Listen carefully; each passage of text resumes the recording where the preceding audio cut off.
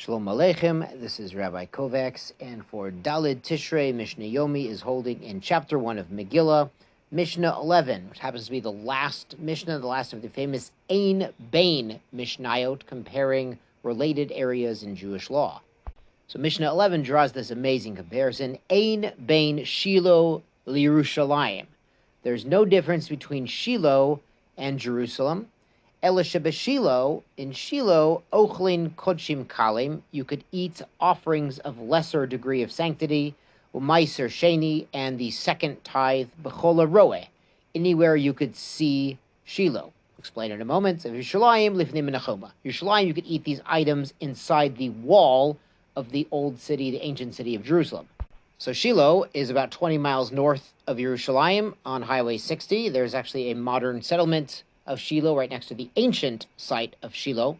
And this is where the Mishkan was set up. The tabernacle was erected there, not just the tents, but they actually put up stone walls around it in ancient times. And this was actually during the first 400 years that our ancestors were in the land of Israel. Actually, the first 14 years, the Mishkan was set up at Gilgal. And after those first 14 years, it was set up in Shiloh and made to be a sort of a quasi-permanent structure. It was there for 369 years, so the Am Yisrael was going to be Ole Regel, was going, for Sukkot, going for Pesach to Shiloh. That's where famously Hannah had her tefillah at Mishkan Shiloh. After the Plishtim, the Philistines, attacked the Mishkan, and Eli was the last Kohen to serve there. He died as a result of the shock of hearing the Mishkan was attacked. The Aron Kodesh was stolen by the Philistines. After that, the Mishkan was moved to Nov and then Givon, and then after that was taken to Yerushalayim, and the temple was built. Now in this Mishnah, we talk about Meiser Sheni, Kochim Kalim could be eaten, but anywhere you could see the Mishkan. So it's a slightly hilly area. So if you're up on a hillside, but you can see the Mishkan from your hillside, you could go ahead and eat, your Korban Pesach and the Meiser Sheni. You could eat it wherever you could see it. I've heard from people who've spoken to archaeologists who have worked at the site of ancient Shiloh, and they say there's an interesting observation. There's a lot of broken earthenware vessels, ancient earthenware broken into shards on all of the hills that surround where Mishkan Shiloh would have been, where they could see it. But on the other side of the hill, where you can't see Mishkan Shiloh, no broken shards.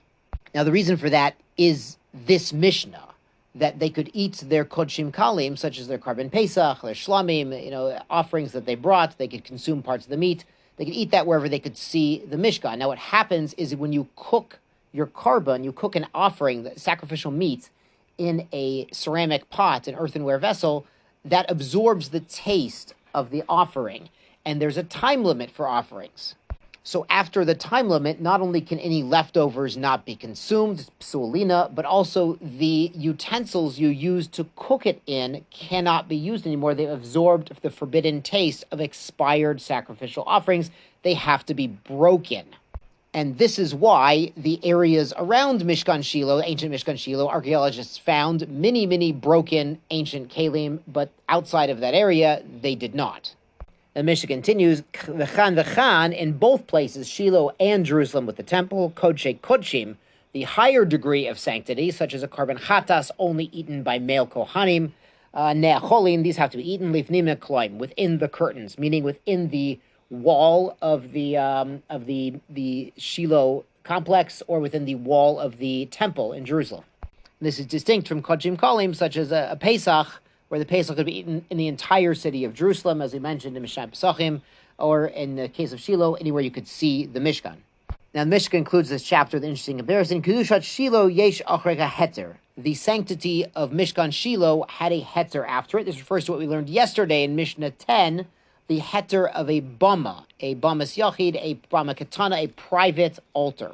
So after the 369 years that the Mishkan was operational in Shiloh, it was in Nov and Givon for about 57 years total. During that time, a private altar could be used to bring certain karbanot, as we discussed yesterday. The Kedusha Yerushalayim, but the sanctity of Jerusalem, ein achareha heter. There's no allowance after that to bring offerings anywhere else except in that exact spot of the temple in Jerusalem. Now, in the Gemara in Megillah and Daf Yud, and it's also brought in other places throughout Shas, this debate is a very important debate, comes up and cited in many places. Our sages discuss is the first sanctity when Joshua and Am Yisrael came in and conquered and divided the land. Did that sanctity last, or was it interrupted by the Babylonian exile? And then Ezra came and re-sanctified with a new sanctity. And it's very relevant in terms of mitzvot like Shemitah that depend on the sanctity of the land. But there's an amazing Rambam who talks about the sanctity of the land of Israel is one thing, and the sanctity of Jerusalem is a higher level entirely. So when you get the chance to open a Rambam Mishnah Torah, Yad HaChazakah, so in the laws of Beit HaBechira, Beit HaBechira means the chosen house, in Beit HaBechira chapter 6, halacha number 16, he says amazing thing about Jerusalem. The Rambam, he says, why do I hold that the original sanctification of the temple of Jerusalem is eternal, is unbreakable? Lefi, because Shekidusha Hamikdash v'Yerushalayim, the sanctity of the temple and of Jerusalem, the entire city, mipnei Shechina. It comes through Shechina, the divine presence. Ushchina eina betela. Shechina can never be nullified, no matter what conquest or occupation or political situation is going on at the time. So the Rambam contrasts this to the conquest of the land under Joshua, the settlement under Ezra. These things create sanctity, but the sanctity of Jerusalem, of the temple, is created through the presence of Hashem being there, through man and God meeting at that place. Again, that's the Rambam, Maimonides, in the laws of Beit HaBechira, chapter 6. So let's go on to chapter 2 in Mishnayot Megillah. Hakori at the Megillah lemafreya. Someone reads a Megillah out of order. Lo yatsa. He has not fulfilled the mitzvah. He's not done the deed. Kara al peh. He read it by heart. He had it memorized. Or kara targum. He read it in translation.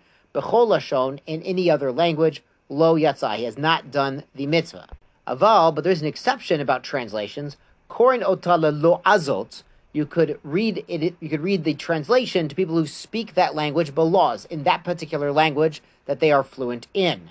The haloez, and someone who speaks a foreign language, sheshama ashurit, he heard it recited in Ashurit. Now, Ashurit is the name of the script that the Megillah is written in, that the Sefer Torah is written in, meaning he heard it in Hebrew out of a Hebrew Megillah, Yatza. He has fulfilled the mitzvah.